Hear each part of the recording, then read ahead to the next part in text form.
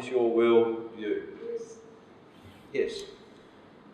Well, I thought this was an interesting question to start with. First of all, I wanted to thank you, Kevin, for inviting us to do this. It's actually a thing that I hadn't really done before, think about some of these questions, like the worldview question in such a specific way. G.K. Chesterton says that trying to figure out your worldview is like trying to figure out why you love your nation.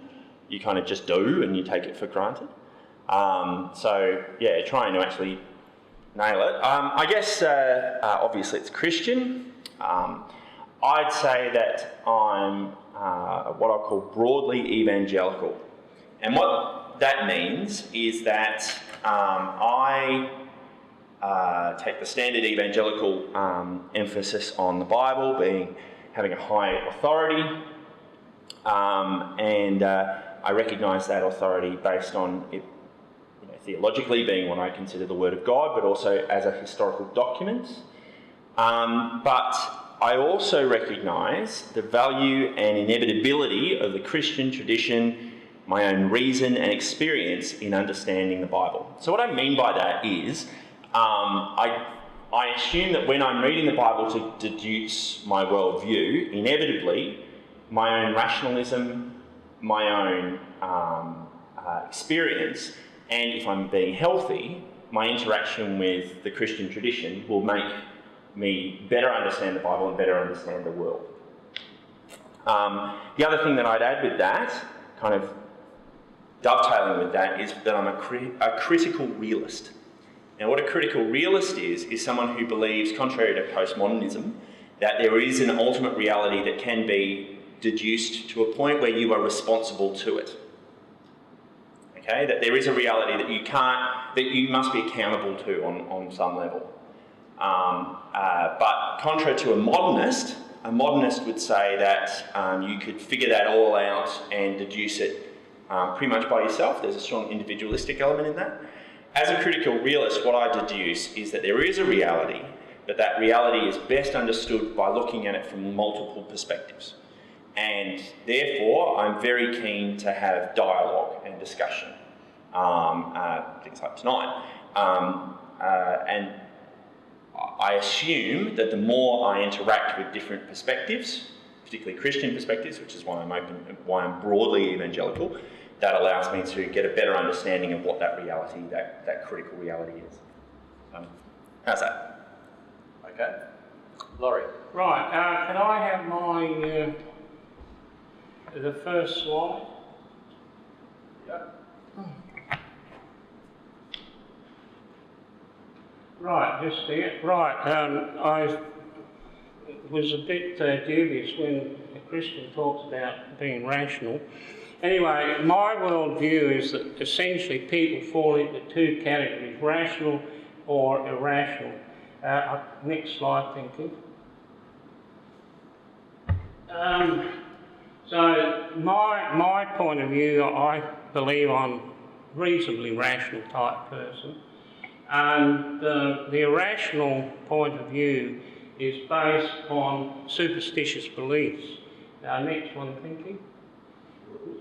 The rational point of view works on the basis of evidence, whereas a rational point of view is based on faith. It's a subjective thing. Next one. The rational point of view is based on science and technology. The rational is based on superstition, magic, and religion. Next one, thank you. The rational point of view is that there's an evolutionary randomness, that all of evolution and creation is a random event, whereas the irrational one is that there is a divine guidance guiding the creation of the cosmos. Next one, thank you.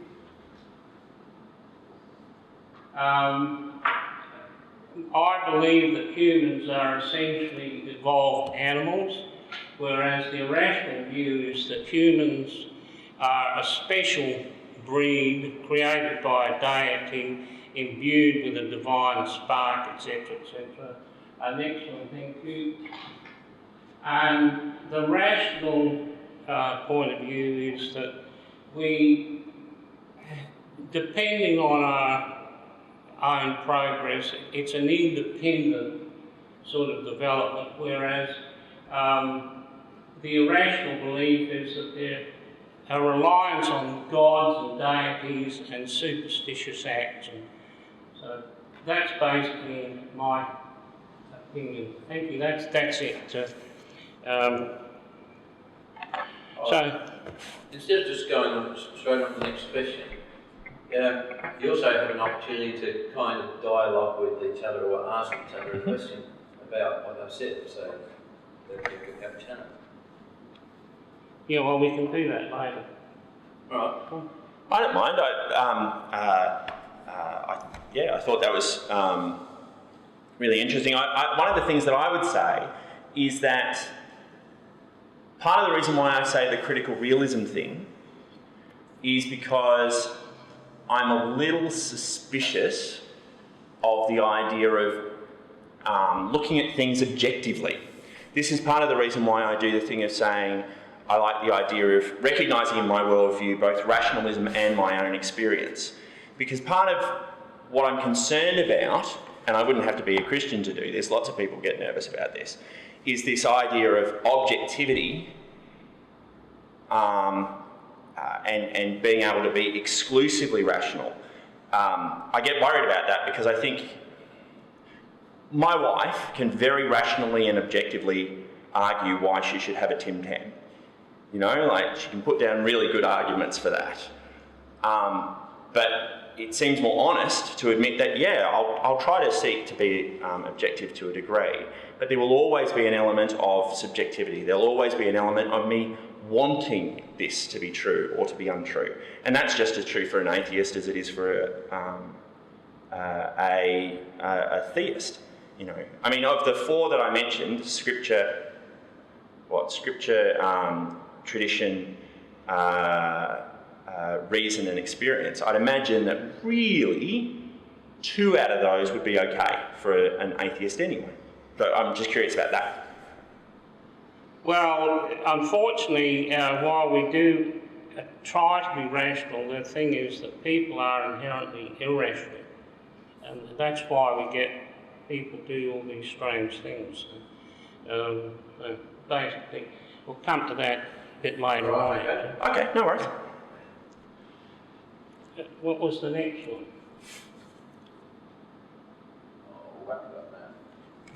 Okay, so all right, the first question was, what is your worldview? And the second one is, how did you get there? How did you come to, what's your life history? And why did you come to this position? Laurie, you're first. No, you can go first this time. All right. Well, I'd like to tell you a little joke. This bloke was out running one day, and he comes to this house, and there's a little kid out in front with a cardboard box, and he's got a sign, free Christian kittens. Anyway, he carries on, and he comes back same way a couple of days later. The kid's still there with his box of kittens, but he's crossed out the Christian, and he's got written free atheist kittens. And the bloke stops and says, I noticed when I came past the other day you were advertising Christian kittens. Why are you now advertising atheist kittens? And the kid said, well, since then they've opened their eyes. And that basically sums up for myself and probably a lot of people that when we're younger and probably more impressionable, we tend to become affiliated with church groups. Well, I know I did when I'm going back to the 50s. I don't know if it's still the same, but we tended to become attached to churches in our teens, and then later on we grew out of them. And that's basically what happened to me, that I've always been a bit of an iconoclast and a skeptic, and I guess that's what happened, was that I was never content to simply accept what I was told. So, one of the things I was only 14 or 15 and I tried to do an in-depth study of Revelations. You can imagine what that was like. Anyway, that was the type of person I am. I'm always questioning things. And the older I got, the more I questioned the Bible and religion, and eventually, in my 20s, I gradually grew out of it. And eventually, by the time I was in the 30s, I had sort of come to the complete opposite point of view. Okay, Matt. I didn't grow up in a fully Christian home, but my mum was a Christian. And I guess she was a major influence in my life for quite some time. And you're right, part of me becoming a theist was because my mum was a Christian and stuff like that. Then my mum died of cancer when I was about 15. And I was pretty ticked off about that, and started to ask a lot of skeptical questions. And for about 6 months, really identified myself as basically atheistic. Didn't see much point in it. Over time though, during that time, I came to a point where, without the influence of my mum, obviously she was dead, and no one else in my family were Christian, they're all atheists, I came to a point where I went, that's just not working for me. I just don't think that that's working. I don't think it makes as much sense of stuff. I was still very angry with God about what happened to Mum, but just because I was angry with him didn't mean that I wanted to pretend he wasn't there. So anyway, I started going back to a church, but the other thing I realised was that I think I hadn't owned my faith when it was my mum's faith, which kind of comes into some of the stuff that you're talking about. And so what I did is I said, well, I've never actually read the chief text of my faith. Like, I've been a Christian, all of this time, with the time off, and I'm not basing it on anything really, a couple of Sunday school lessons here and there. So what I did is I started to read the Bible, and read that quite extensively. Then when I went to uni, I got involved with a thing called AFES, and AFES emphasises quite strongly rationalism and looking at the Bible with a very strong rational bent. So I did quite a lot of that. And then when I did theological study, the first thing that really became a major influence for me was the Wesleyan quadrilateral, and that's what I've mentioned before. The Wesleyan quadrilateral is this idea of the Bible, tradition, reason, and experience. And honestly accepting that that experience and rationalism will affect the way that I do things. I've always had a questioning perspective, but probably the thing that I've questioned most is myself. I find that subjective element too concerning. And so I recognise that the value of experience and reason for myself, but I also like having an external thing that is inconvenient to me. So that's both the Bible and Christian tradition. And they hold me accountable. That was quite helpful because I also became a church historian, and so that meant that the Christian tradition took on a whole new life because I discovered more about the Christian tradition and tried to hold myself accountable to that. And then the last thing with that is the aspect of critical realism, which I learned from N.T. Wright, and I found that very, very helpful. This idea of not trying to figure it out by myself, because I know that while I can be very rational, there is this subjective element in everybody.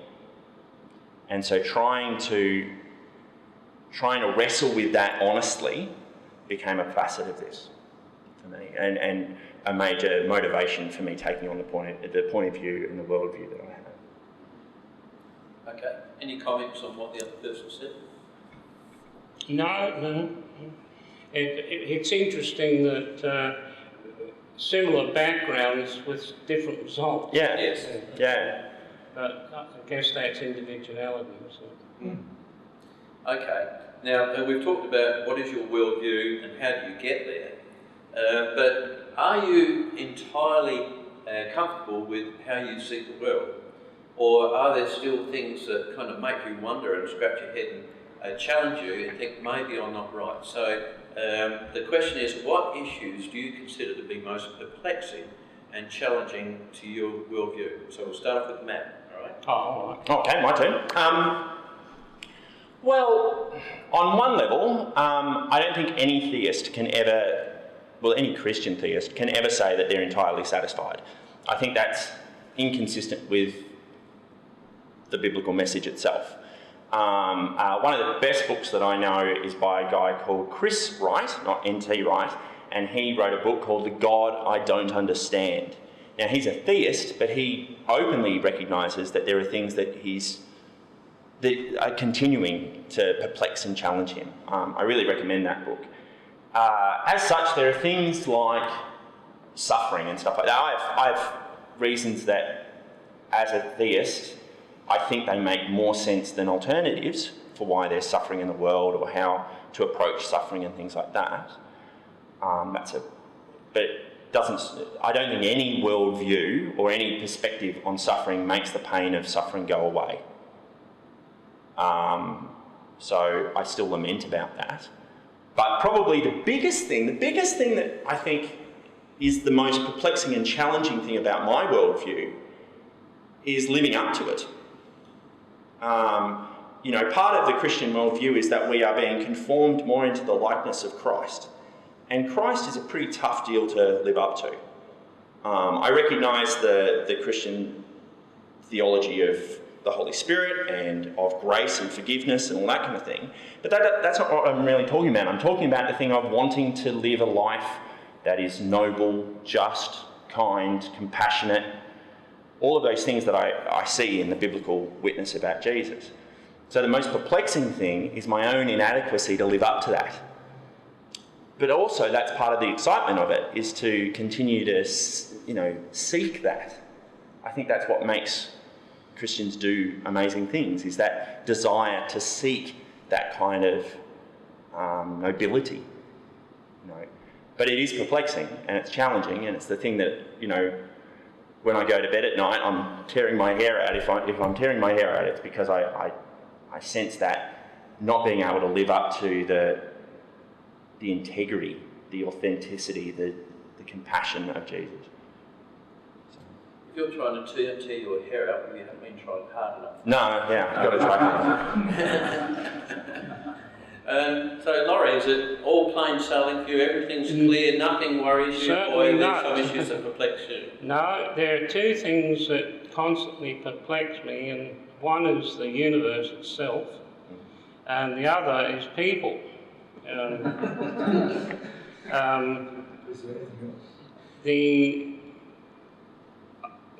I have a fascination with the mystery of the universe and its creation. I can recall back in the 50s when the astronomers were pretty convinced that they knew everything, that they could explain it all away. And then as the years went on, they kept making new discoveries, which kept making the whole thing more and more complicated and more mysterious, so that the more we find out, the less we seem to know. And it's a fascinating, never-ending puzzle for me. So that's the universe. And the other thing, people.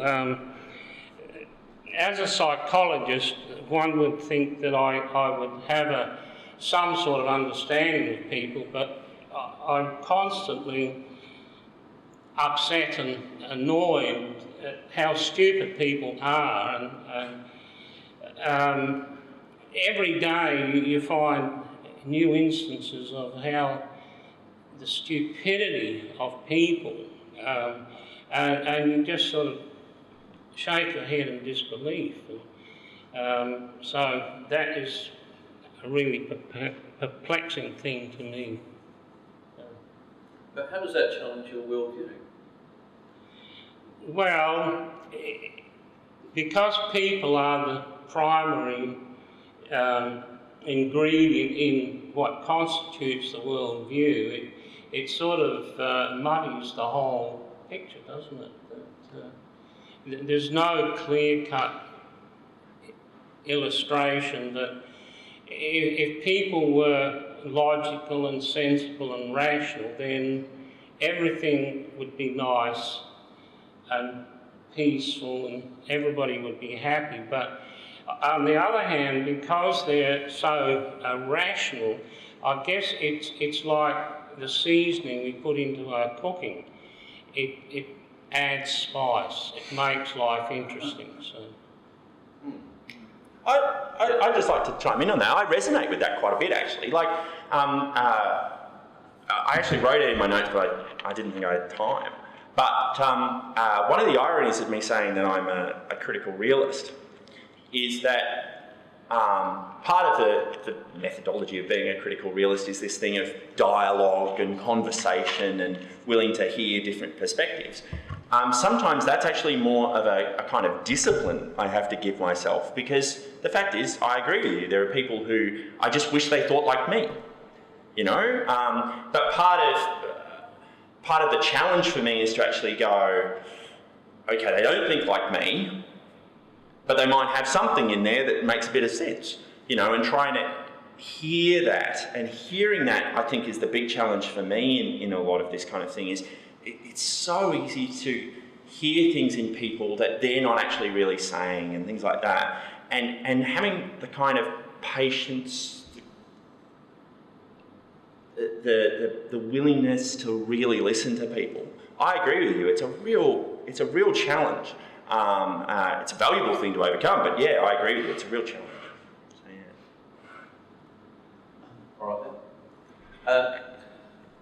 The next question is, what evidence would convince you that your worldview should be changed?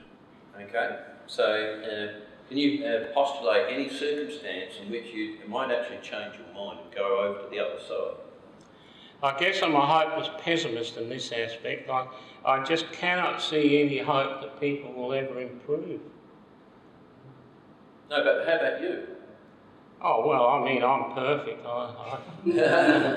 I don't have any problems. But if you're looking at the worldview, it's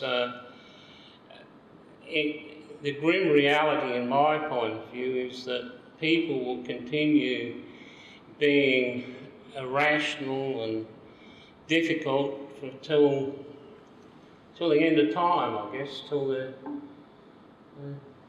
Yeah, but could somebody come along and say, come up with a possible argument or some evidence that would convince you and say, oh, gee, there is a God after all, and perhaps Jesus rose from the dead, something like that? I doubt very much. So nothing could? No. You couldn't conceive any evidence? All right. Okay, well, mine's easy. It's pretty much the same one that has been around since, you know, Paul wrote Corinthians. And that is, if someone could prove to me that the resurrection didn't happen, then I'd give it up. If they found a grave or something like that, that unequivocally could be defined as that. And the reason is because as an historian, I base a lot on historical evidence. And for me, the historical evidence points to Jesus being risen from the dead. Now, one of the things I really stress with people is that both atheists and Christians agree on a fundamental truth when it comes to Jesus' resurrection. And that is that a normal person does not rise from the dead. Both theists and atheists categorically agree that a normal person doesn't rise from the dead. It's merely the conclusion that comes out of that that is different. So the conclusion from an atheist point of view is therefore Jesus didn't rise from the dead. From a Christian theist's point of view, the therefore is, well, the evidence suggests that he did, and therefore he isn't a normal person. There's something else about him. And I find that when it's late at night and the demons come, you know, like the times where, you know, I'm tired and depressed or you know, just had a crappy week or whatever it is, and I'm really, you know, feeling miserable, the key to me making sense of things is to come back to whether Jesus rose from the dead from a purely factual perspective. And so I've invested a lot of time looking into the historical evidence for that. And I don't find the evidence against it compelling enough. I think, you know, part of that critical realism thing is to recognise that all of us could be wrong, because we're all coming from a certain perspective and we might not see other perspectives that are valuable. But every other approach to the resurrection doesn't seem to correspond with the evidence. And so with that in mind, I have to assume that the resurrection is real. And if the resurrection is real, then Jesus isn't a normal person. He's who he said he was. And who he said he was that he was God. So with that in mind, yeah, that would probably be, if someone could show me that that's not the case from a historical point of view, that would probably be the kicker for me. Comment on each other? Well, I don't think there's any chance that you're going to find any evidence one way or the other. So it ultimately comes down to faith. See, I don't know. I think from my perspective, I do what any historian does. What any historian does is that they go and look at the evidence. And the evidence in the biblical manuscripts, which can be treated just as much as a historical document as anything else, it's very hard to read some of the stuff that is in there, written to contemporaries within a relatively short period of time. It's really hard to read those and see them faking it. For a whole host of reasons that we don't really have time to go through tonight, and I mean, heck, that could be a good time that we could have. My point is that I find it very hard to read things like 1 Corinthians 15 and things like that is so emphatic about it so early on and willing to stake everything on it from so early on. Trying to understand that outside of an idea that Jesus wasn't risen from the dead and things like swoon theory and stuff like that, I just don't buy that. The other thing I'll say is that, I'll wait until later to kind of talk about one of the other implications that I think comes out of that. So. I'll just put a question to you. Sure. You say, all right, if somebody could prove that Jesus didn't rise from the dead, you'd chuck it away. But the resurrection's a big claim. Yeah. So you virtually need proof that he did. So you need positive evidence. And if somebody if somebody took away that positive evidence and showed you the evidence is not as good as you thought, would that be sufficient for you to throw away your position? Yeah, it's a really good question. I think the way to actually solve that problem, the way that would happen most effectively, is I'm basing it, like any historian, from relatively contemporary documents. Let's leave out whether the Bible's the word of God or anything like that. Let's just base it on historical evidence as witness accounts, because they emphatically put it in those terms. That which we have seen and we have heard, John says in 1 John. If someone could show me that those documents were written, I don't know, 100 years after, and I'm a church historian, I've read tons of things that were written that were pretty flipping fanciful, written by well-meaning Christians 100 years after Jesus. And I don't take any of the stuff that they say in there seriously if we're talking eyewitness accounts of, anything. But the New Testament documents seem, by every evidence, to have been written within 15 to 30 or 40 years after Jesus' death and resurrection. At most, you've got John at 90.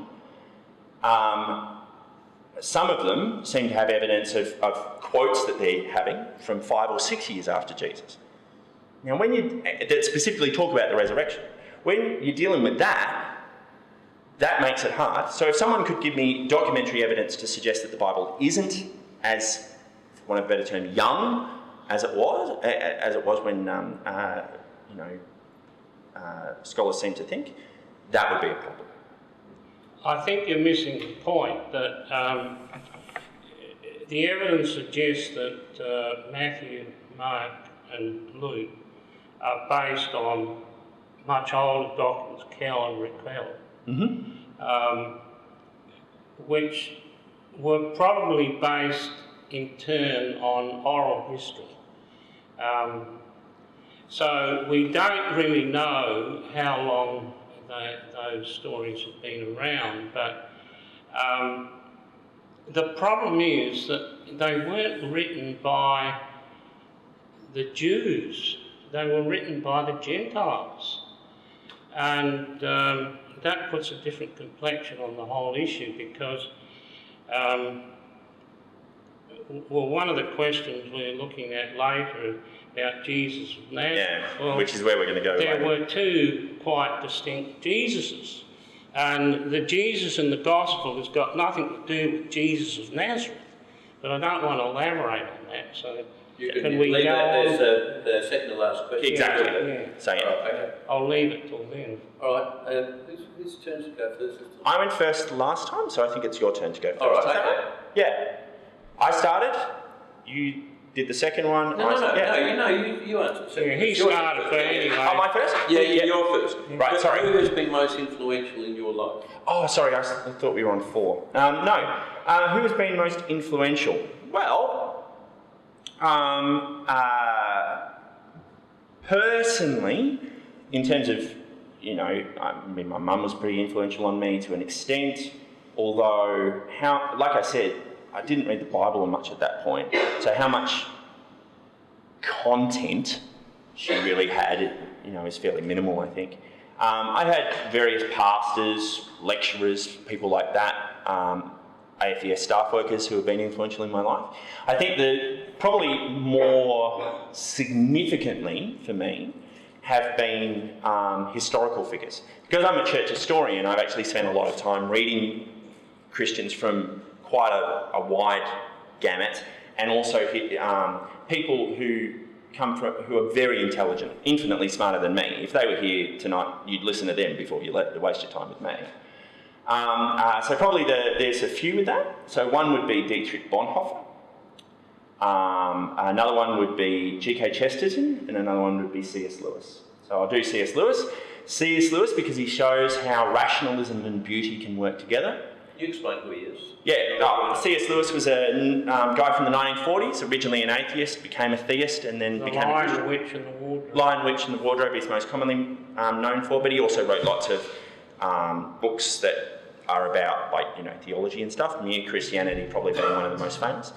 One of the things I love about him is his ability to merge both rationalism but also beauty, and to see how those work well together within a theist perspective. Lewis was a very intelligent guy.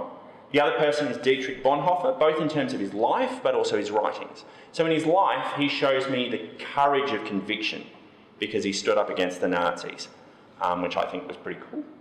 But also, his writings, they focus on primarily two things: following Jesus, which is discipleship, and being Christian community and representing Jesus as a community, which is about how you do church and stuff. And so, and there's a strong social justice element in there. So I find that quite challenging. Similarly, there's a person who's basically the Japanese Dietrich Bonhoeffer. His name's Toyohiko Kagawa, and he was a major influence on my life, writing fairly similar stuff to Bonhoeffer about the same time. And then the last person is Chesterton. I named my son Chesterton. And the thing about Chesterton that I love is his emphasis on joy, while still being very good at finding rationalism, but also that honesty. I mean, he's really honest that no one is being objective, everyone's subjective, and I find that quite refreshing. I usually say Bonhoeffer's my stick and Chesterton's my carrot in my theology. So, yeah. Well, I've read many people. I guess there have been some influences on me, but I think overall the main influence has been myself. That's it. That's your 3 minutes. All right, comments on each other? Okay, how do you stop? I mean, this is just, forget about theism for a sec, just from a critical realist point of view. How do you stop that from being too subjective? And, like, I mean, okay, I'm writing my PhD at Adelaide Uni, and if I went in and I said, I'll just tell you what I think,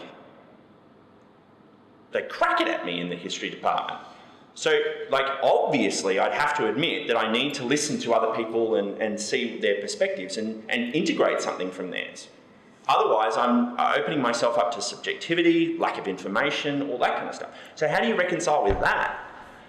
Well, I can't put a finger on any particular person influencing me, but overall there's obviously been, I've picked up ideas and impressions from a lot of other people, a lot of authors. Mm-hmm. But as I say, I just cannot put my finger on any one particular one. Okay, right. I mean, for instance, James Michener inspired in me, I guess, a love of history and archaeology and his books and Dickens and the social influences and conditions of the 19th century England. And so what, I mean, obviously I would go, having read maybe Charles Dickens, I would then go and read other books on Victorian times and social influences. So there's that offshoot. But as I say, I cannot specifically indicate any one person. Maybe I'll just defend Laurie's Been position. a lot. Laurie's position. Like, you can read diverse people, Mm-hmm. but ultimately it all comes through your own lens. Yeah, absolutely. and you're responsible for the opinions that you form. So you are the key figure in assessing everything that you see. Mm. So maybe that's putting a charitable spin on your explanation. Okay. Yeah. All right. All right. The next question, Laurie, to speak first. What do you think of Jesus of Nazareth? Right. Well, I'm glad you specified Jesus of Nazareth because I was worrying that you were going to say Jesus. First of all, there are two distinct Jesuses. There's Jesus of Nazareth, who was the man that lived in that first century. Then there's the other Jesus, Paul's Jesus, Jesus Christ, the Christos. And they've got absolutely no relationship whatsoever to each other. So what do I think of Jesus of Nazareth? Well, to be quite frank, I think he was a total failure. He was deluded. He believed that the kingdom of God was about to come. Excuse me. He spent his years preaching that, and all he got out of it was to be arrested and crucified by the Romans for sedition. He ended up, his body was thrown into a rubbish dump and probably burnt, contrary to all that rubbish about rising from the tomb. He never had a tomb. So, and finally, the final humiliation was that his name was purloined by Paul and recreated in the image of an anti-Jewish saviour pagan god. So that was the ultimate insult. So overall, total failure. That's it. Okay. Like I said, my family are atheist. And my brother, Mark, he once lent me a book. And it's interesting you mentioned the idea of the two Jesus. He lent me a book, and the book was by a guy called, I think his name's Ian Jones, or I could be wrong, I think it's Jones. This is like 15 years ago. And the book was called Joshua, the Man They Called Jesus. And it went through, in excruciating detail, the theory, the thesis that you presented, the idea that, you know, Jesus was, you know, not the same as the Paul Jesus, and that there was quite a distinct difference. I read that, and I ended up writing notes on every page, like a page of notes, because I found that a lot of the documentary evidence that he was using didn't stack up. By then I'd actually had enough time to do that. And I found it very frustrating, some of the stuff that he wrote in that, and I ended up deciding that that thesis wasn't tenable. Instead, I had to start thinking about who Jesus really was, and I'd already done quite a bit of that. Theologically, I maintain the traditional Christian idea that Jesus is both fully human, fully divine, that he's incarnated into Mary, born, and was God experiencing the same pain and suffering that we do. So from a theological point of view, I'd actually suggest that God knows more about experiencing pain, the kind of pain that most people in the world have experienced, than a rich, white Australian like me does, which I think is quite significant. I also believe that he rose from the dead, and I think the historical evidence for that is quite strong. I base that not only on Paul's writings, but I base that on other New Testament writings, and a lot of those are written by Jews, and Paul's a Jew. But more than that, the other thing I'd like to say is that as an historian who has I've read different Christians from every single century. Okay, like that's just one of the things I've done. And in doing that, what has amazed me is the sense of encounter with this person. And this is the other thing about the resurrection. It's not just, wow, that's a neat trick, although that is a big facet of it. It's also the fact that if he is alive, he can still encounter people now. And these people aren't necessarily, when I read them, they're not just having an encounter with a historical person the way they would with, like, say, Plato, reading his stuff. It's that they actually have an encounter, a dynamic encounter with him that changes the way they think and the way they act and the way they do stuff. So Jesus surprises them. Jesus makes them think things that they've never thought before. It's not just that, you know, he suits their purposes or that he, you know, is a helpful construct to what they already thought. He radically changes people. And I could give you dozens, hundreds of examples of that, you know.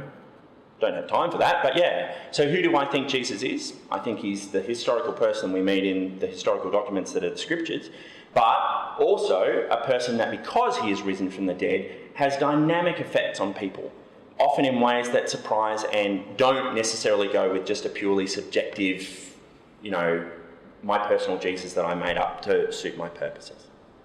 All right. Comment on each other? Well, if we look at Muhammad, for instance, evidence suggests that Muhammad was schizophrenic. Yet he established a world order, a religion, which is still very powerful. It influences people today in quite incredible ways. So we could equate Islam with Christianity. And all we have is the common thread that some person starts a religion, and the people that are attracted to that religion, they keep it going by repeating the same old incorrect beliefs. And we have the same with Christianity. I mean, if you are a member of the church, then it pays you to believe the Bible and believe that Jesus was resurrected, etc. Although not all good church people believe that. R.G.F. Brandon, who is an Anglican bishop, is just one of many Christians who does not believe in the resurrection. Yet he is able to rationalise the whole concept of Christianity. So that you were talking earlier about rationale, and it's this same thing that people, it doesn't matter, you said if somebody could produce evidence to show that Jesus wasn't resurrected, you would change. But I guarantee you would not change. What you would do is you would rationalise the entire situation. You would say, oh, well, maybe he wasn't resurrected, but that doesn't matter. We've still got all this other material in the Bible that, and Christianity is a good thing, so let's keep it going. And all right, we'll overlook that small incident. Maybe he wasn't resurrected, but I've been doing a study of the Mormons, of Joseph Smith. And most modern Mormons do not believe that Joseph Smith was divinely inspired to write the Book of Mormon. Yet, do they break away from Mormonism? No way. Because if you are a devout Mormon, particularly if you live in Salt Lake City, your wife's a Mormon, your kids are Mormons, all your relatives are Mormons, and chances are your boss is a Mormon. And a lot of the big companies in Salt Lake City are all Mormon owned. So there are social pressures for rationalising the whole situation. So, all right, well, Joseph, maybe he didn't really write the Book of Mormon, but, well, Mormonism's not too bad, and it done all these good things, etc., etc. And so you keep the ball rolling. Okay, I'll have fun with that. There's several elements to your argument there. So let's start with the perspective of other religions. And you mentioned Islam, and that's a really great example of a religion where a person presented teachings that they claimed were given to them by God. And they were primarily a moral, philosophical system. They were a system of, I think this is the way that people should act. Similarly, we look at, say, Buddhism, and Buddhism has a similar thing, a key figure who, outside of a theistic perspective, presents a philosophical perspective. Now, the difference, though, between them and Christianity is that Christianity does not, while Jesus is very big on ethics and a particular philosophical worldview, Christianity does not base itself on the question of which one of these theories or perspectives makes more sense. What it bases itself on is the historicity of did Jesus rise? So what I'm getting at here is no one makes the claim that Jesus does. Right, that's the first part. No one makes the claim. So whereas a Muslim doesn't have to say, I believe Muhammad rose from the dead or anything like that, a Christian, generally speaking, has to. Now, I take your point about people who don't do that, and there are plenty of other theologians you could have mentioned. But this is where it comes back to what I said before. I'm broadly evangelical. I'm not liberal.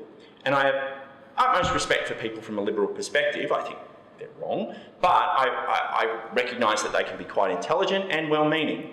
But nonetheless, once they've done the thing of saying, I'm not actually really convinced about the Jesus rising from the dead thing and the credibility of the historical documents that are the Bible, Personally, it wouldn't matter what job I had. It wouldn't matter how much money, how much family, how much anything else. Because the thing is that I'm not relying ultimately on Jesus rising from the dead for my job, or relying on him for my,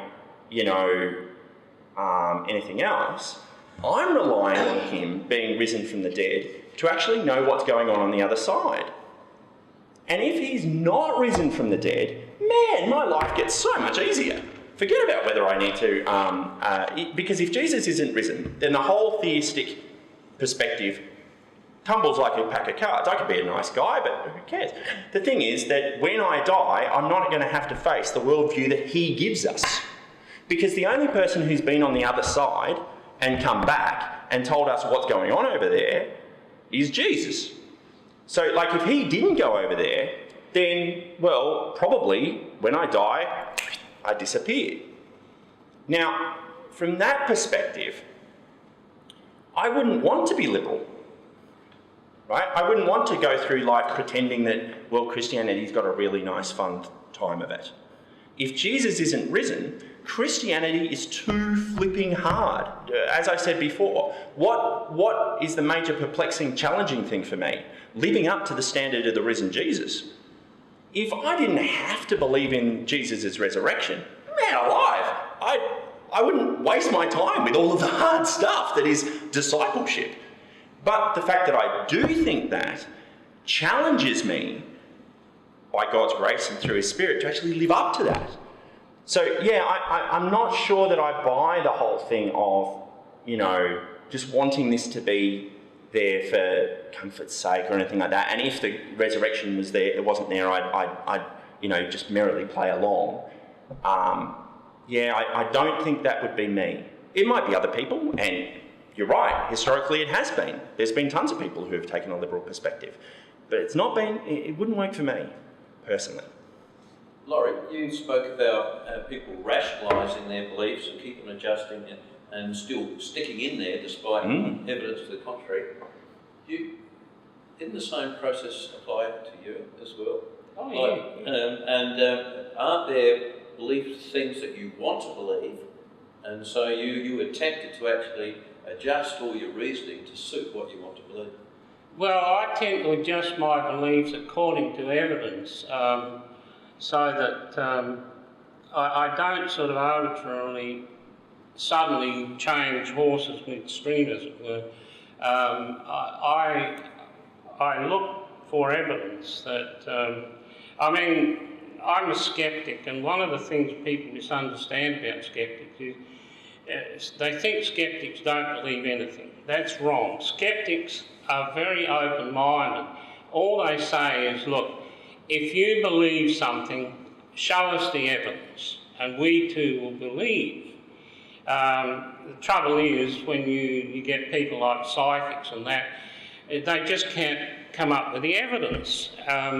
But we are open-minded to that extent, and I like to think that I'm that way inclined, that if people produce evidence and a solid argument to show that I'm wrong, that I would change my point of view.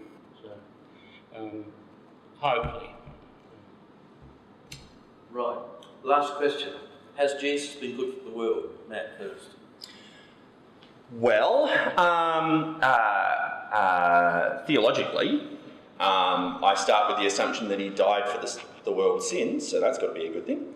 And that only really works if he's risen again. I mean, this comes to another point. The thing of, if Jesus just died,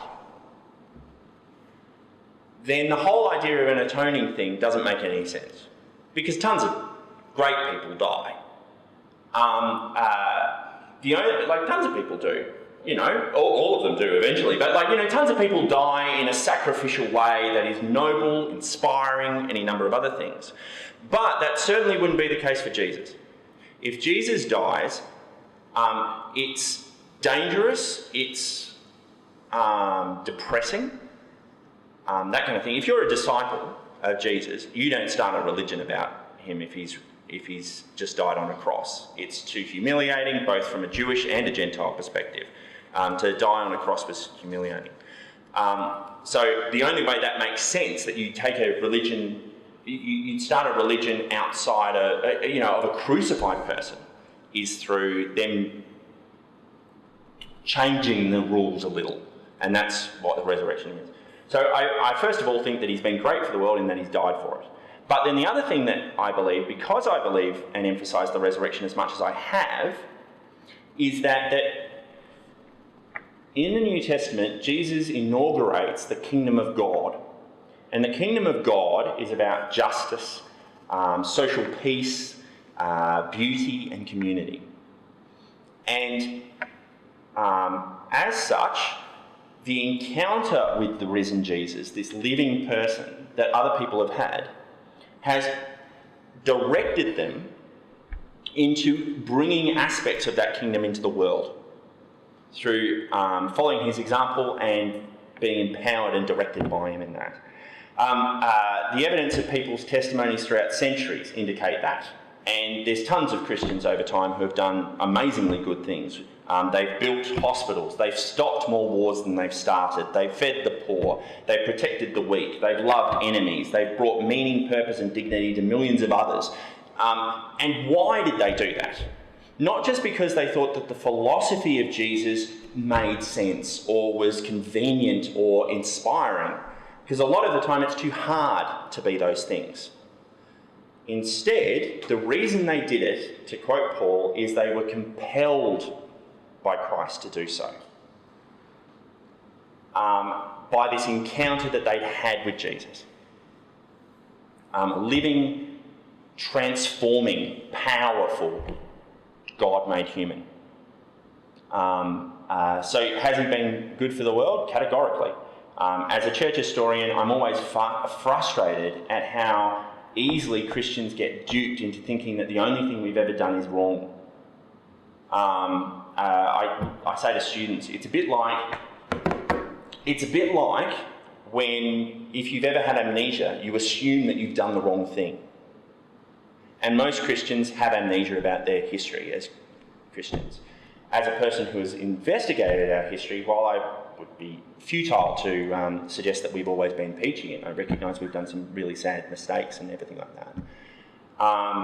The thing is that the vast majority of the time we've actually done some really amazingly good stuff that just doesn't get as much press as it should. Laurie?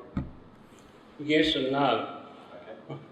13 said, what profit has Jesus brought to us, the church? He didn't actually say that, it's one of those urban myths, but if you look at it from the context that the whole religious panoply of Christianity has benefited a lot of people over the decades and over the centuries. On the other hand, it's also been detrimental to a lot of people, like when the Christians were burning witches, and I always am amazed at their logic. They used to burn these people to save their souls. So, can't get away with that. Anyway, so yes, I'll agree that Christians have done a lot of good in the world, but they've also done a lot of harm. And I think the whole structure of the church, particularly Catholicism, I always ask people, well, do you really think Catholicism is a religion or a political power system? More than any other church, Catholicism is about raw power. It's got very little to do with religion, despite what they claim. So, and unfortunately, we find time and time again that Christian groups will start off with the best intentions, e.g. Jonestown. It started off with a devout evangelical preacher. He wanted to help the poor.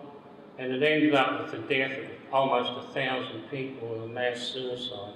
So it's sort of, there's a balance. I'm not going to say it's better, the positive aspect is better than the negative side. I leave that to others to judge. All I'm saying is that whenever we think about the good things the church has done, we must also remember the bad things it's done. So that's why I say yes or no. I think your comment that the Roman Catholic Church is a political institution, I think the answer to that is also yes or no. Yes. All right. Well, How are we going for talk? did you want any comment? I was going to say, like I said, I totally agree with you. One of the things I would say with that, though, is that Christianity in and of itself recognises the reality of what you're saying. Like, okay, let's...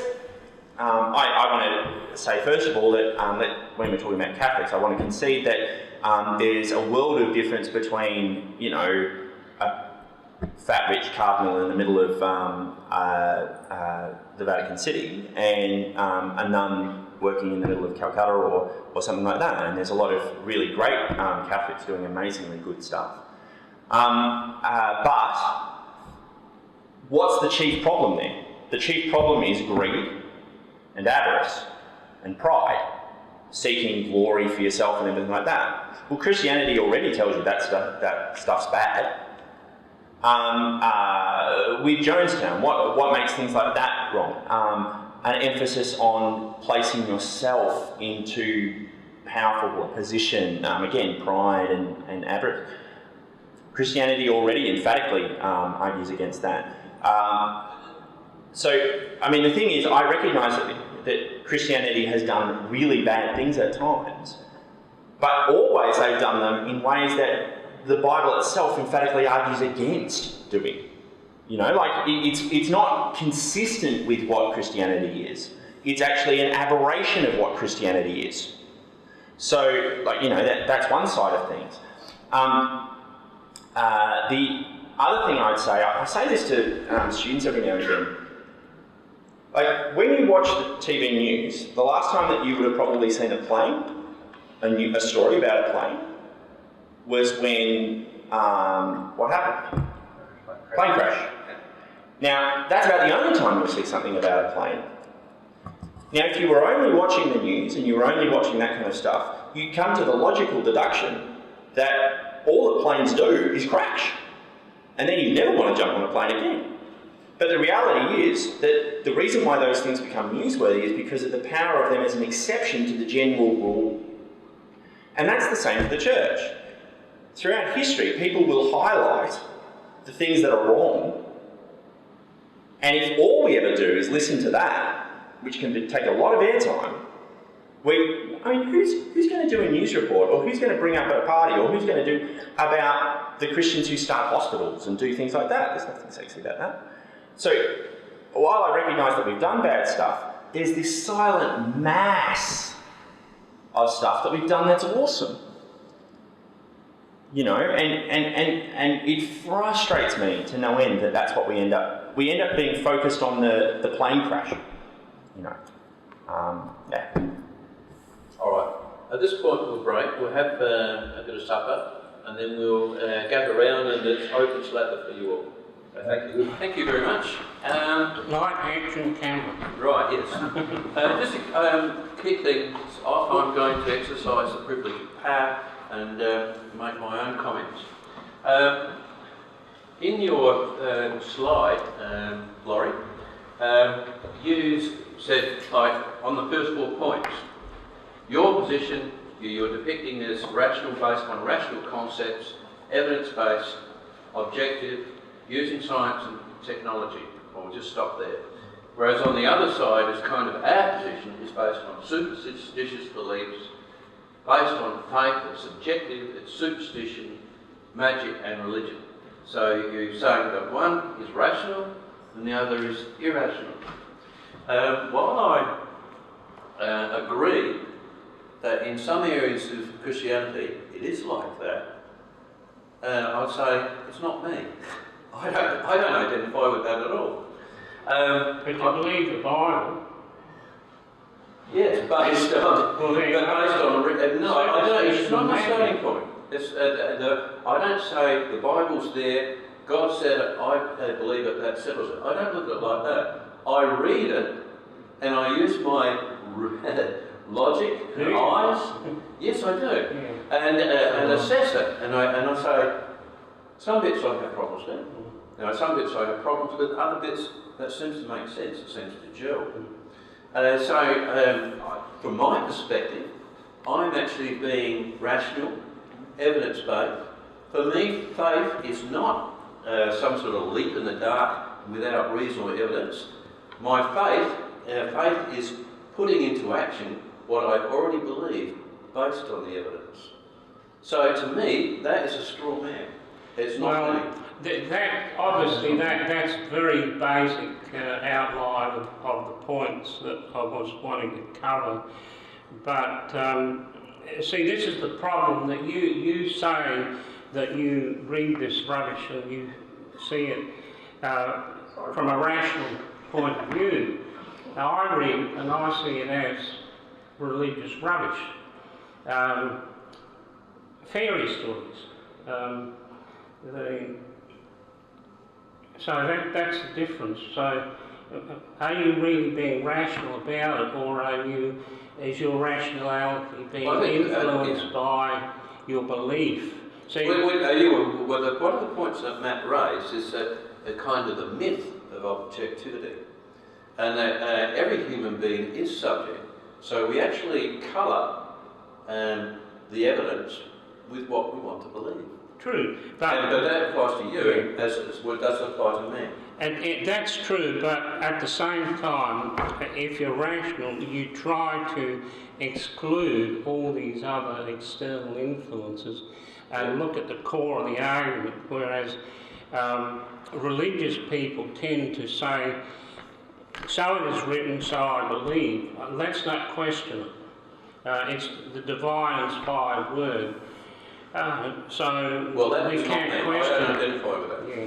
Whereas I look at it and say, well, is it? I mean, there are so many contradictions in the Gospels, and there's so many magical aspects of it, and so many mythological aspects, and one of the difficulties I find in trying to relate to people is that most Christians and people in general do not have a solid foundation for understanding the Bible, because you have to come to it from the point of view of studying a whole range of strange and crazy other areas. I've had a bit of a checkered background in that I've spent enormous time reading the most obscure and boring books, including the Book of Mormon, which Mark Twain described as ether in print. You have to read things like the grimoires, the books of magic, of what people believed in ancient time, and some people still do. I don't believe in magic. It's like religion.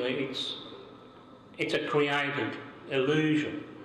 But to understand the Bible, you have to have a solid background in mythology, fables, magic, anthropology. My turn. I think the opposite's true. And I've been really strengthened by the Creation Ministries research, which is I gather from what you're saying there that you're an evolutionist. You believe in evolution? Oh, yes. Yes. Well, just what happened, for me, the atheists do a lot of what you're describing. They don't look at the facts, they don't look at the evidence, they have their own preconceived biases, and try and get everything to fit into it. And I think the struggle is, this is my understanding, having been on both sides of the camp, the struggle is, am I going to be king of the world, or is there something that's bigger than me? And I think that's the basic struggle. And put a lot of effort, a lot of thought into trying to retain the idea that I'm king of the world, when I believe now that I'm not. That there is a creator, and he is greater than everything, and he created it all, and therefore a whole lot of mystery's gone out of the equation because it's real. It's got real. And Laurie, I've come out of a logical background. I had 20 odd years in software development, and if you don't get it right, it stuffs up pretty badly. It doesn't matter how logical. And so I've come from that sort of background, and I must admit that in my conversion there were mysterious things that I didn't understand, but all that's happened in the time since is an increasing belief in the veracity of it. Not the superstition of it. I'm not superstitious by nature. In fact, I'm the opposite. I'm cynical to some extent, or sceptical by nature. So I think, as Kevin says, you've created a straw man. I don't fit that model, I don't think. And I think that there is really good evidence, and if you've got a mindset that says there isn't any and it's all superstition, then you'll create evidence to say that that's the case. I reckon your factual base would be a lot weaker than what Matt and others understand. And your factual base about evolution would be a lot weaker than what a lot of the scientists that hang around creation ministries have been able to put in print. Having said that, I want to actually pick up on something that Laurie said that I actually openly agree with.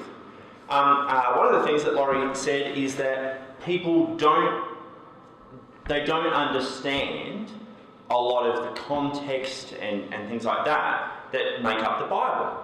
And I patently and categorically agree with that. I think that that it is a really scary thing that people base their beliefs around what I'll call a fairly shallow or cursory understanding of what the Bible actually is talking about. That they don't do a lot of work in terms of things like good solid exegesis, understanding culture and things like that. I think that's one of the reasons why, things like a theological college exists, and I'm really passionate about people actually doing that kind of work. But what I will say is that I think that there are a lot of Christians, while there are a lot of Christians who don't do that kind of research, there are a lot of Christians also who aren't satisfied with cursory things, and they have a specific and obvious motivation for looking deeper at it. And that motivation is because they're basing their eternal destiny on it. Now, the interesting thing is that when we compare that to non-Christians and atheists, with all due respect to Laurie, I think Laurie's very much the exception to the rule. I think there are a vast majority of atheists who don't bother to really do the research, but then feel no problem in questioning the veracity of this and the meaning of that and meaning of that. So I mentioned before, the Jones book, Joshua, the man they call Jesus. The thing that I found so frustrating about that book is that he consistently accused Christians of sticking their head in the sand and not doing any kind of analysis or any of that kind of stuff. And if he got me to read that book before my mum died, I would have agreed that I was just like that. And I would have listened to some of the stuff that he said and gone, oh, nice. But what I found myself consistently doing when I was reading that book is I'd sit there and go, that's not what that text says at all. No, that's not, no. There were tons and tons of errors that he made that a first-year Bible student would just be embarrassed at making. Not about, like, theology, just about historicity. And the thing is that a lot of atheists don't actually do the hard yards that Laurie, to his credit, has done.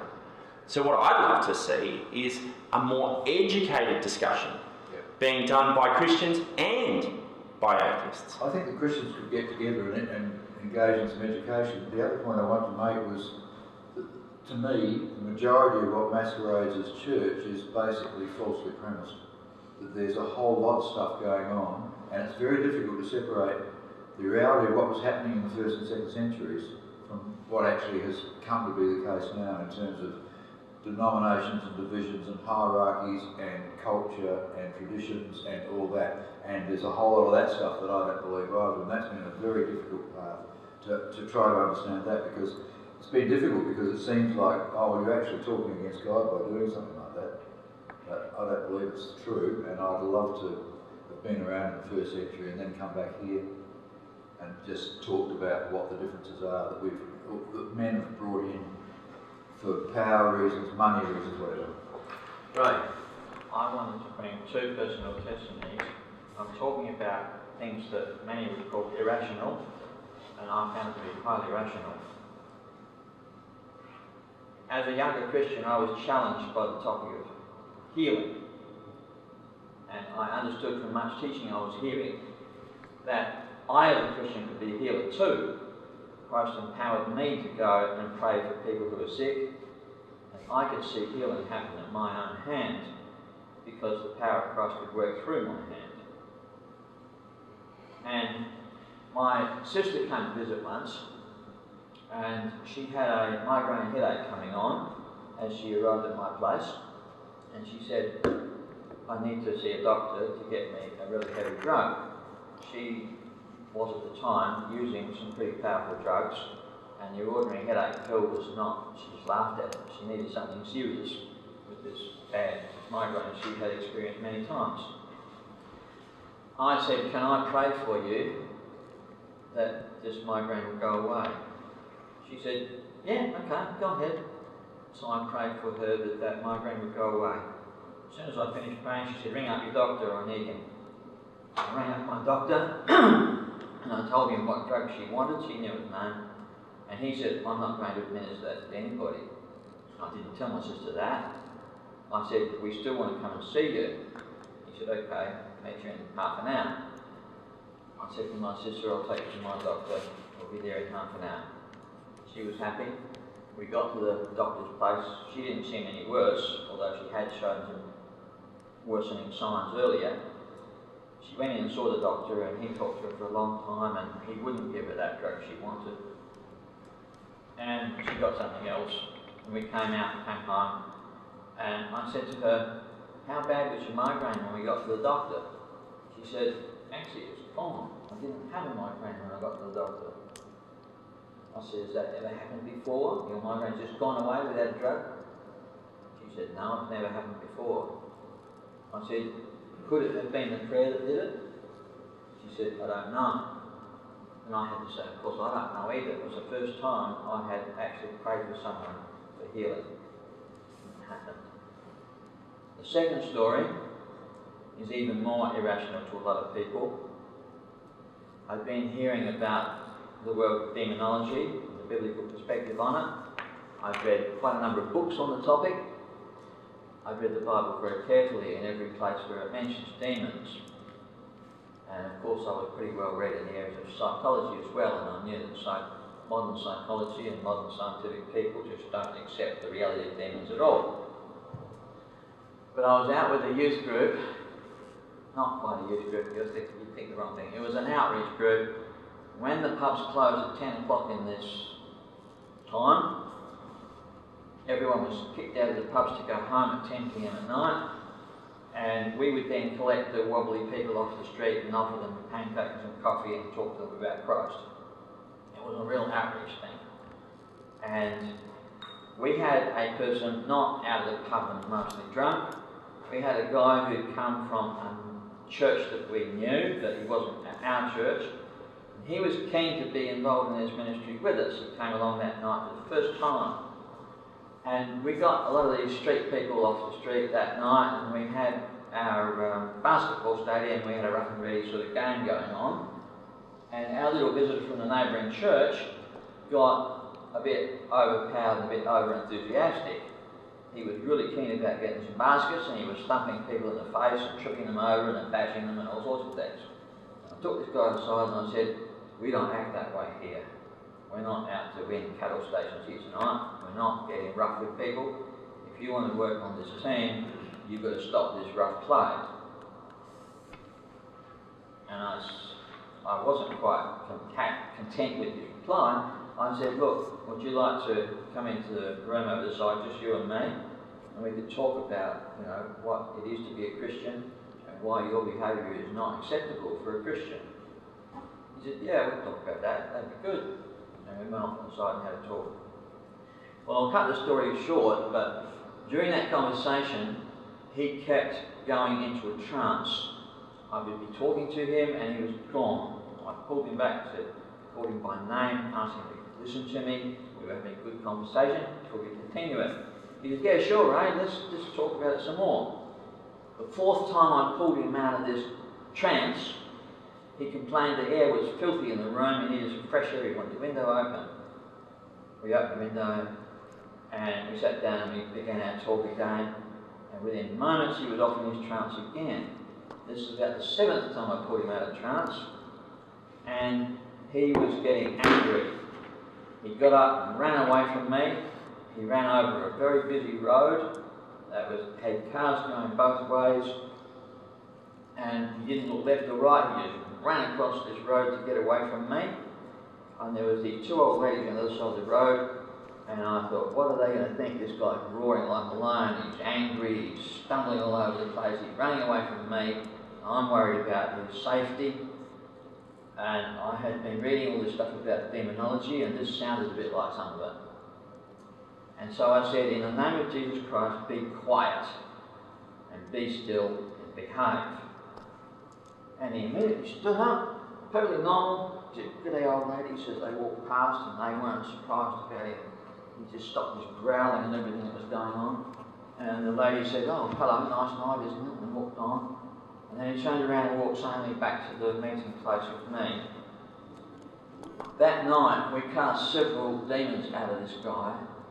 And I met him 3 months later, and I said, that night, the big night we had, I said, has anything changed in your life after that? And he's, after some talk, trying to dismiss it and say, no, it's no big deal, you know. I don't think much of it at all. He'd been off to his pastor and his church, and he'd been told that we don't believe in demons and all this stuff. And then he confessed after a little bit of a talk, and he said, there is something that's changed, he said. He said, I used to be scared of the dark, and I'm not scared of the dark now. And I said, please tell me, what do you mean by scared of the dark? He said, I was petrified of the dark. I would not go out in the dark for anybody, under any circumstances, whatever. His mother asked him to go out and get something from the shed. He said, I will not go. I would not step out the back door. And he said, ever since that occasion of demon expulsion, he said he's lost the fear of the dark. And then he started telling me he's lost several other fears as well. One of the demons we cast out was called fear. Now, I would have regarded those things as irrational several years earlier. Reading the Bible, I wanted to take it literally. I was hearing a lot of other Christians who took it literally. I heard many stories that convinced me they were real. And on those two occasions, I put myself to the test to see if these things could happen through me too. And they did, powerfully. And it was an enormous leap in my own position of faith. Not at all irrational. I believe in demons to this day, and I treat demons very directly. I have had kids go berserk in school classrooms, and I'm just innocently said, in the name of Jesus, behave yourself, calm down. And they do. I've seen a lot of people talk about demons in situations where there aren't any, and it's a real worry, but a lot of Christians misunderstand that and do things that are wrong. And in fact, in that experience I just related, there were some things I didn't do quite right either. I would be far more respectful of that person's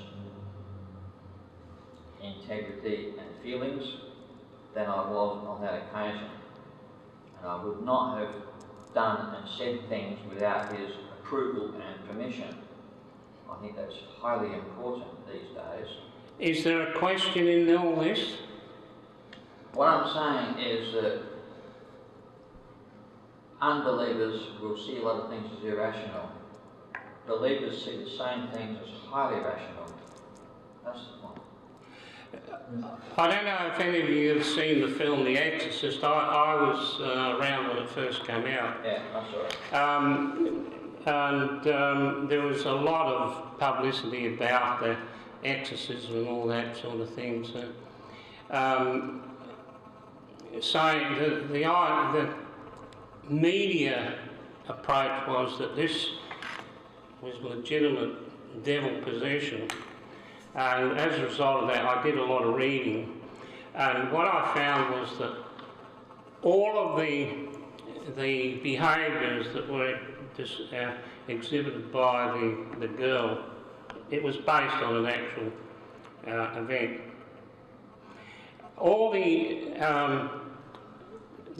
things that occurred to her have been documented on numerous occasions in different situations. For instance, the dermographia, where the words would appear written on her skin. That's been documented in other situations. Hysterical possession is quite a common thing, but if you read the Gospels, it clearly indicates that demonic possession was a real thing, that people were inhabited by Satan, but modern science would say, well, there's quite a logical explanation for all these forms of hysterical behaviour. And incidentally, most of it occurs in young pubescent women, which explains quite a lot. I think the thing to realise is that part of the issue here is that I'm sometimes concerned that we end up in a kind of God of the gaps situation, and what that means is things that we can't explain rationally we attribute to God. And I'm not necessarily suggesting that that's what you're doing, but it's common amongst this kind of a situation. But one of the things that I think it's worth recognising is that as Christians we get to play, for want of a better term, we get to play with both rational, structural things like science and things like that. And they're allowed, like, this is one of the things G.K. Chesterton points out in his book Orthodoxy, that as Christians we can actually believe most of the things that you're talking about in terms of scientific discovery, and a very, very strong contingent of Christians have been great scientists who have worked in a very rational way. And what we can do is we can take all of that and still recognise that there are things that are supernatural in the midst of that. And so what that means is that, yeah, there might be a large host of times where the person has a psychological problem and that can be rationally explained. But the thing is, we at least have the ability to recognise there might be things that are outside of those normal parameters. The tough thing for the rationalist is they're dealing with a house of cards, because the thing is that, like a house of cards, if you can pull one thing out of that, the whole thing falls down. If, as a rationalistic atheist, you're saying that the world is purely and simply a machine, then to allow for any possibility of the supernatural becomes very messy. It completely undercuts the rest of the thing, because all bets are on that. Like, all the chips are in. As a Christian, I can happily endorse science and rationalism, but I also get Jesus. Which is I kind of guess is part of your point. So you believe in something beyond the house of cards, and you're saying the atheist has got to put all his chips on that house of cards. He hasn't got anything beyond it. Because if there's even a shred of the supernatural, right? If he just ruins it. You can't have the spotless atheistic machine if there's nothing irrational, like nothing supernatural. I don't like that word supernatural, because to me there cannot be anything that's supernatural. Of course not. That's if it occurs, somewhere in the entire universe, it must be a natural event. And what happens is that you have people that come along and try to feed into a supernatural basis. I don't know how many of you have ever read Velikovsky's Ages and Cain. Anybody here? Oh, right. Well, I mean, he went to incredible length to prove that the events in Exodus occurred, that the Red Sea was parted, and that, I mean, his explanation was quite complex and incredible. I won't go into it, but it involved whole planets being moved around in the solar system, and if we apply Occam's razor to the whole thing, isn't it easier just to say, well, these things probably never happened, that they were folklore? Okay, here's the fun thing. Occam's razor is named after William of Ockham. You know who was William of Ockham? Yes, I know. William of Ockham was a theologian. Yeah, I so, know. you know, and actually it's interesting you mention Occam's razor, because another place where Occam's razor comes up is in the movie Contact, which you might remember. Yes. Now, here's the fun thing about Contact. Contact is actually based largely around the personal kind of musings and things like that of one of the great scientific atheists of the 20th century, and that's Carl Sagan. Yeah. And yet, what I find fascinating about that film is by the end, the atheist, right? You know, the atheist woman in that. Arrow, I can't think of the name. Right. Jodie Fisher, yeah. Jodie Foster. Jodie Foster has to actually admit that she herself holds her positions on faith. Like, the thing is that, like, this comes back to the critical realism thing and my Wesleyan quadrilateral. All I'm doing is being honest. I'm being honest enough to say, yes, I base a lot of what I believe on rationalism, but I do have a subjective element to that. But you know what? Everybody does. And even Sagan eventually, you know, in his writings, and Contact is a fine example of that, has to admit that he's basing it on subjective stuff. And, you know, notwithstanding all of the fine research and everything like that, there is this subjective element. The thing that concerns me about an atheist is that if they're coming, you know, as you said, this idea of, well, in the end, the main person who I'm going to be basing this on is me, but don't worry, I'm not going to be subjective about it. I mean, I'd be concerned, if I was an atheist, I'd be concerned by that as well. I'm not an atheist, I'm a neo-Gnostic. Even so, like, you get my point? Yeah, I understand what you What is a neo-Gnostic? What is it, Laurie? Come on. Let's not go into that. Neo means new. Yeah. Gnostic means what? No at all. The Gnostics were a multifaceted sect that sought ultimate knowledge, and in a way I like to think that my objective in life is to obtain the ultimate knowledge, to be a walking Google, but unfortunately my poor old brain doesn't handle things too well, and as I get older I forget a lot of things, and I'm not as crisp as I used to. So. I'd like to ask you a question, Laurie. Just say you had a terminal disease and the doctors had given up on you, and I don't know what I would do. miraculously your terminal disease was healed. What would you do? Well, I would just assume that was a natural occurrence. I mean, these things do happen, spontaneous remission of cancers and things.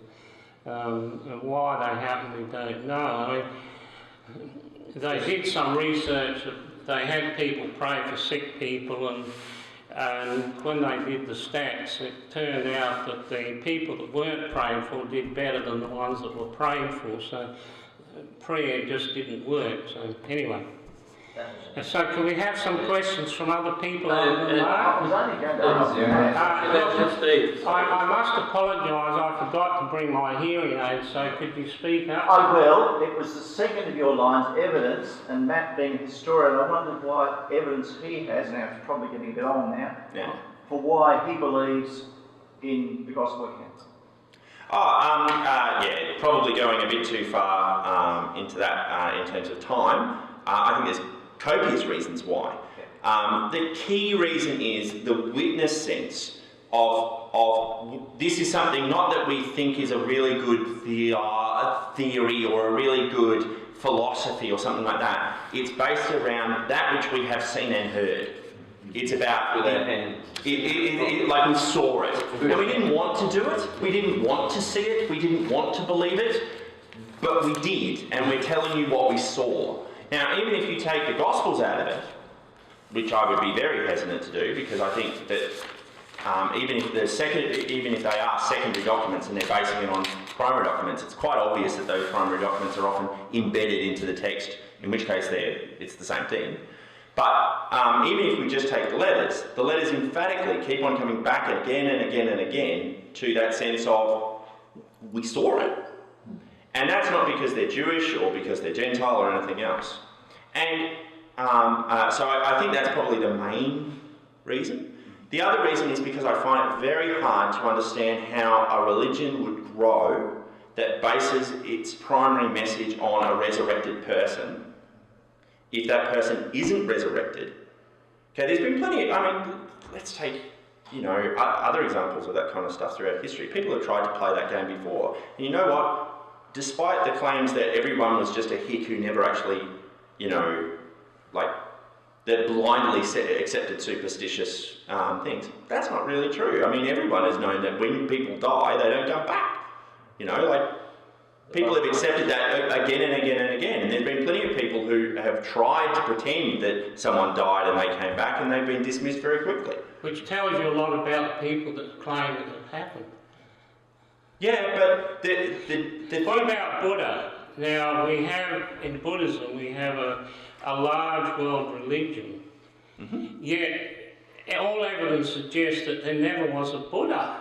So we have here a religion that emerged somewhere from an unknown source with apparently no particular originator, yet it still exists. So I mean, it's incredible.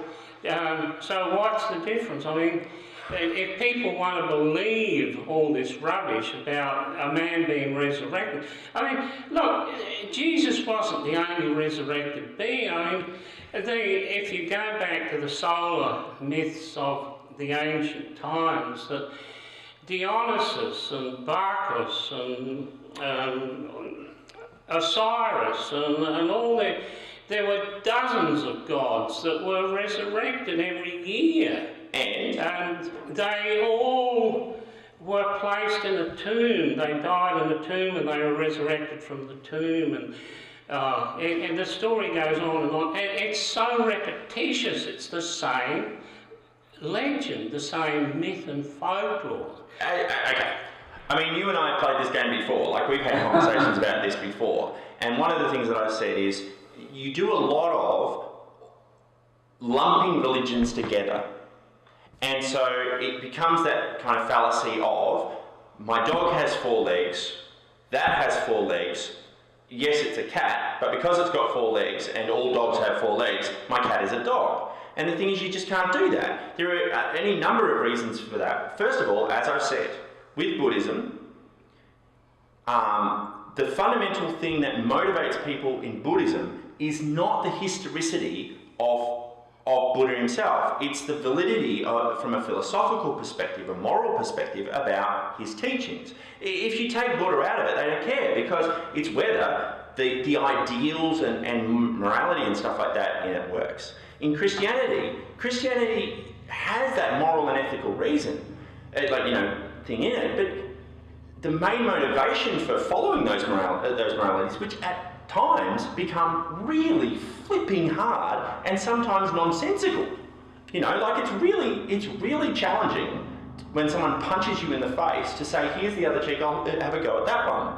But the thing is that people do that because they base it on the historicity of Jesus rising from the dead. Now, in point about the thing of, well, look, we've had tons of resurrection accounts. You're right. Sure, except that every single one of those resurrection accounts are written 5, 6, 700, 800, thousands of years later, and explicitly frame it in those ways. They frame it in ways that say, like, this happened a long time ago. Whereas Christianity doesn't do that. The documentary evidence is so close to when the actual events happened. It's not the same at all. It's one thing to say, we're going to base our philosophy about something that happened 800 years ago that we kind of hope happened. Which, you know, Greek mythology and things like that does all the time, you're right. But none of them have the documentary evidence right there to correspond with that. Whereas Christianity bases it on the historicity of it happening right in our time, to the point where Paul can actually say, listen, if resurrection didn't happen, we're all idiots. And I can tell you, there are 500 witnesses who are right there. Go talk to them. And most of them are still alive. Have a chat. Right? That's a completely different thing from the kind of resurrection accounts that you're talking about. Paul had an ulterior motive, because if Jesus hadn't been resurrected, all of his ideas were worthless, because he was putting forward the idea of this transcendental deity, a pre-existent deity that had been there at the creation of the universe. And so yes, he had to, as part of the whole parcel of things, he had to have been resurrected. But just because they say it happened, doesn't mean to say that it actually did. Okay, like that's just too easy. I mean, the thing is that, like, Paul is motivated historically, like looking at the historical evidence. Paul is in both in his own documentary evidence and the evidence of other people. He's coming from a point where the resurrection is the last thing he wants to believe in. He wants to believe in a general resurrection of everyone as a Pharisee later on, but the idea of Jesus specifically resurrecting is entirely inconvenient to the way that the Pharisaical system had set itself up theologically. It's the most, like, confusing thing for him to actually have to accept. But then, having an actual physical encounter with the risen Jesus, he has to make the inconvenient step of having to accept what doesn't work for his system. It's a surprise, it's a contradiction. We have to be very careful when we look at Paul, because Paul was one crazy mixed up guy. I mean, yes, he was a Pharisee, and an excellent student of Gamaliel. And he was unusual in that he went to the extent of actually persecuting the early Nazarites, not the Christians, the Nazarites. But when we look at the ideas he introduced, they are so contradictory to his Judaism, his early beliefs, that it's hard to conceive that we're looking at the same person, because here we have Saul, the Jew, the student of Gamaliel, and on the other hand we have Paul proclaiming this transcendental being, totally anti-Jewish concepts, and it's very difficult to reconcile. I mean, something happened at that. Really? And what was it that happened just there? Well, I'm curious. He could have had a breakdown. We don't know, because if we look at the tale in Acts where he was going to Damascus, there's contradictions there, because in one account it says that afterwards he went up to Damascus and he spent some time there, and eventually he escaped by climbing over the wall in a basket, and he went back to Jerusalem. But in a later account he says that after that, that event, he actually went up to Arabia for 3 years. So we're not sure. Okay. Too much fun to be had here, and I mean this would be a fun night for like a fun thing to do another night. But I mean it's really quick. Like the thing is that you're saying the same thing as me, that there's this guy on this side, and then he becomes this guy. Yeah. And we're coming at it with an Occam's razor thing. What you're trying to do is say that there's some psychotic break or all kinds of other options. What I'm saying is that if he had a psychotic break, no one else would have taken him seriously. The fact is that people did take him seriously, and other New Testament figures took him seriously. And why did they take him seriously? Because when he came to them and said, I met this guy and guess what, he's resurrected.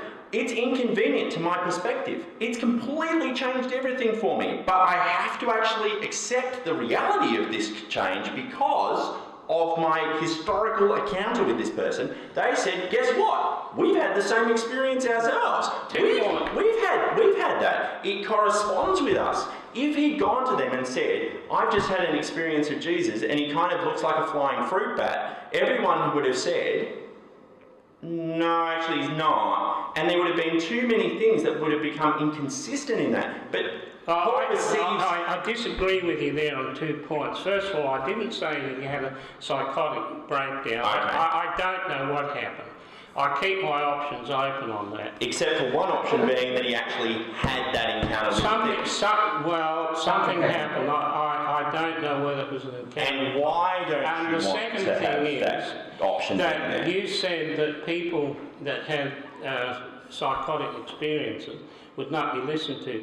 In fact, history tells the opposite, that these are exactly the people that attract followers. Muhammad is a good example. Except that, again, 2 things. Why don't you want to accept that there's the possibility that it was actually a divine encounter? Could it be because there's a house of cards that... Well, if I don't believe in God, I can't allow for that. Exactly. So what we actually come down to a subjective thing. Yeah. See, there you go. See, you've actually done what I've said. We all have to end up going, well, look, my subjective personal experience, my personal things, frames what I believe. And if there's a thing that I don't like or don't think really works within what I want, then I have to actually... So I find it fascinating that atheists continually try to frame this as you did on there, I'm all objective and you guys are subjective. Yeah. When we've just seen, when push comes to shove, you're just as subjective as I am and I'm just as objective as you are. Really, at the end of the day, what we're dealing with is, Pascal's been saying, Pascal wrote this kind of stuff in the 1650s.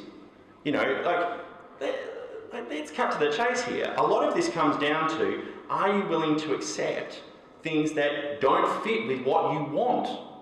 And as a Christian, as I said before, I'm coming at things and saying, look, Christianity is flipping hard. I don't want to believe it on a whole host of days. I don't want to have to love my neighbour. I don't want to have to do this and this. But the fact that I've had this encounter with Jesus, both personally, but also seeing the evidence of that over time, I have to end up accepting him and accepting the inconvenient process of discipleship that come with it. We should probably go pretty soon. Well, just one point. You say that this difficult life is because of your belief in Jesus. But how do you explain other religions like Jainism, who also teach the fellowship of man and that you should not hurt other people and that you shouldn't hurt animals? They too have a very strict moral code. In fact, it's even more severe than the Christians have. Mm-hmm. Yet there's no resurrected Saviour. Yeah, sure. The thing is, you're right. Now, as a theist, as a biblical theist, I would say that that's because God places that desire to do good in our hearts. I've read Romans 2, I know the score.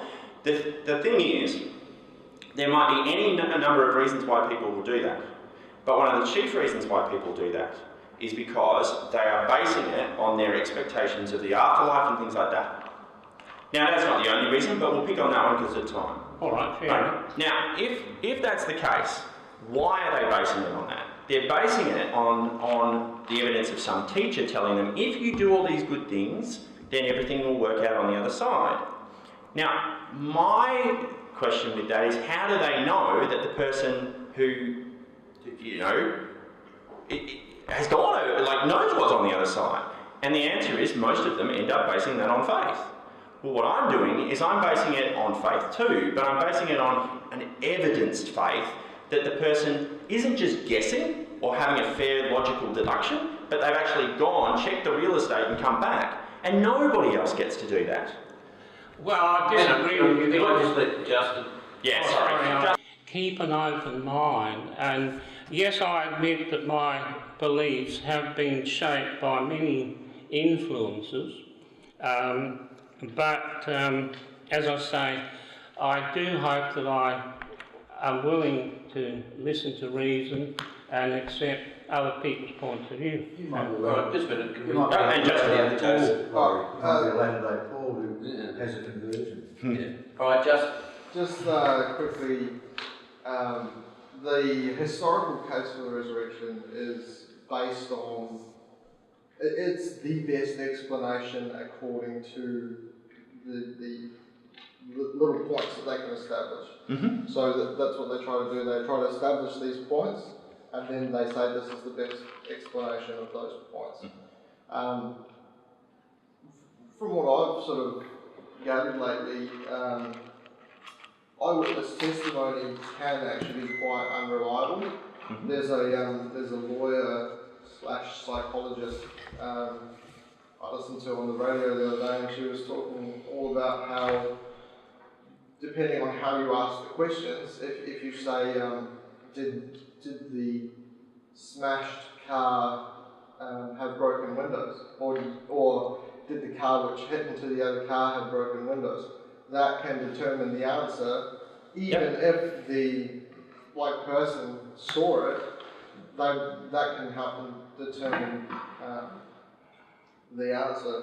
The other thing is, apparently we hear like 200 lies a day.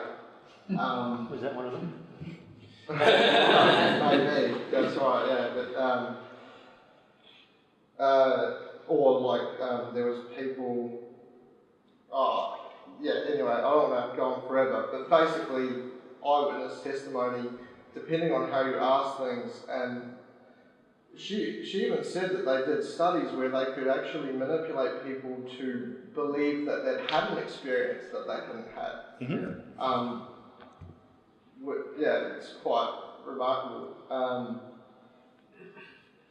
So are you saying that how can we actually trust the eyewitness evidence that's there? So the reason that police write things down as soon as they can after an incident is because of this fact that eyewitness testimony will drift. Yep.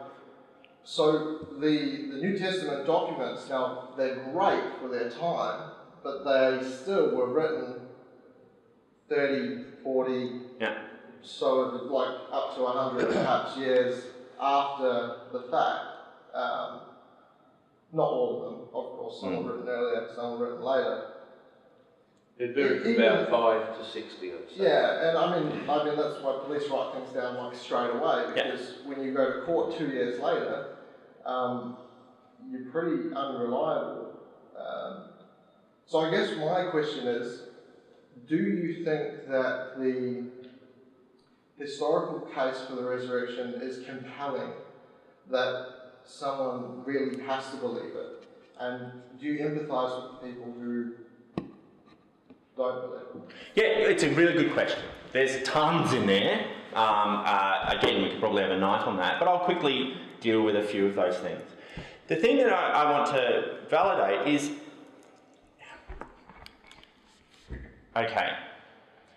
nothing that anyone here is basing their lives on is a certainty. Okay? That's just the thing that we have to accept. Okay? None of the things that we're basing our lives on is going to be a dead set certainty when it comes to Jesus rising or not, and all that kind of stuff. Okay? Because, for whatever God's reasons for this, let's take a theistic perspective, he hasn't said you will be saved by certainty.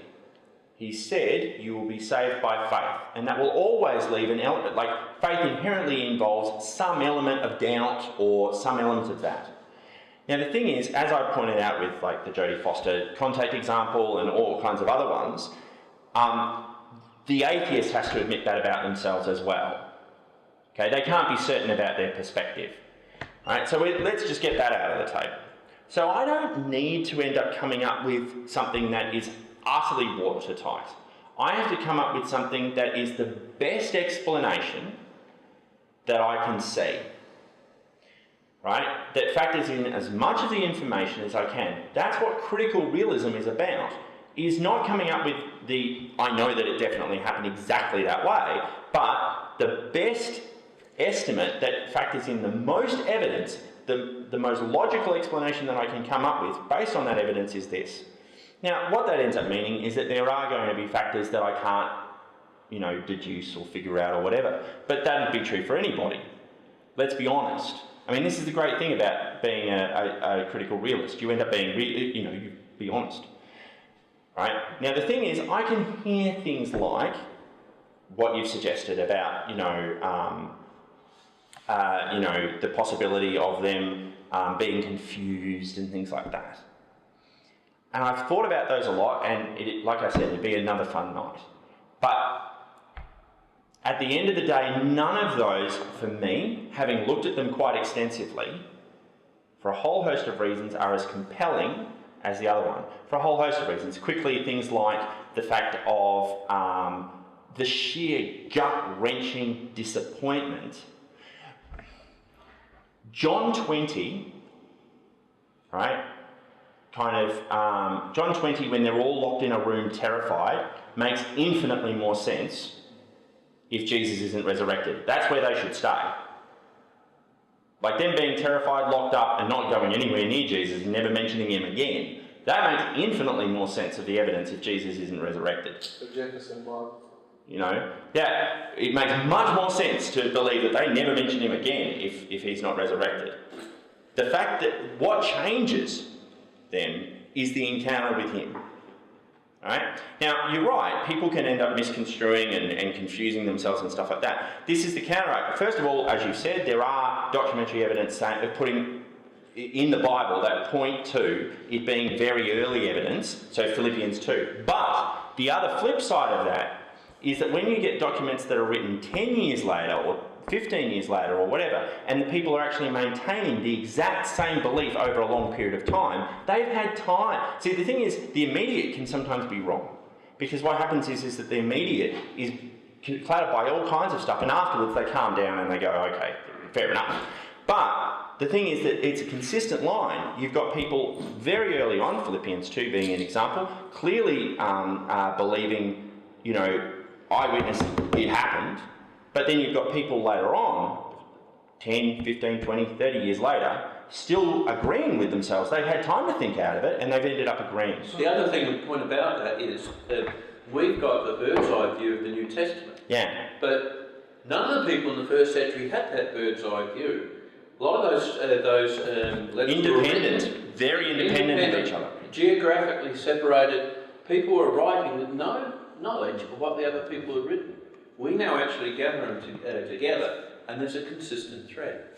Now, I've got to get home to my wife, so we should probably... Can I just finish up? Sure. One of the problems in the early days was that the believers, the Nazarenes, expected Jesus to return. So they all said, well, forget about writing all this stuff down because it's really inconsequential because Jesus is going to come tomorrow or the day after. So why waste time? And the days passed and turned into months and then years, and people started to say, well, they told stories about their recollections of Jesus, and they grew up an oral history. And somebody started to think, well, maybe we better put this down. And this, we believe, was Quell, the first document where when do you think somebody... Sorry? When do you think Quell was written? Well, we're not sure. I wouldn't like to put a date on it. But it probably within, I would say that they started within a couple of years because after a while you'd start to think, well, gee, this is, Jesus is not coming back. We better put something down for the people coming behind us. And gradually they started to record this oral material, and eventually that became the basis of Mark and Matthew and Luke. John's a different thing altogether. but so that's why. And what happened was it was a bit like Chinese whispers. You know, the rumour starts off here, and every time somebody tells it, it gets bigger and bigger and more fanciful, so that you start off with these stories and they grow out of proportion, and that's why you get all things like the miracles. And by the time they started to get into the time of Paul, and after the destruction of Jerusalem in the 70s, there was no holds barred. They were throwing everything into it, and there's a lot of what was called redaction, where you would get some of the early people. They look at the original text and, oh yeah, well maybe we'll just add a couple of words here and there, and we'll expand on that story, you know, make it. And so that a lot of the Gospels are what's called redacted, so you have to take that into mind. And there were errors in it, a lot of errors that got picked up and changed. And I mean, look, the Bible, the Gospels in the Bible is nothing like the original text. Within limits. I'm going to say, again, we could have this, and I could come up with responses to everything that you've just said. But I think, from a time perspective, this is probably run its course. How are we going Badly. The last thing I'd just like to say is thank you very much, Laurie, because because the thing is that, I mean, credit where it's due, Laurie. I just want to point out that it takes a lot of guts for someone to come into a room with people who are from completely the other perspective. And I think you've... I don't mind, I enjoy it. Yeah, I suspect you do. I probably enjoy it too. I once went to a meeting of the Theosophical Society, and they were talking about elementals. If you don't know what an elemental is, they're huge elemental beings that control nature. And I got up and I queried it, and I thought I was going to be lynched. Well, hopefully that hasn't been your experience here. I just wanted to thank you for that. That you know, you've been courageous and gracious enough to come in. Yeah.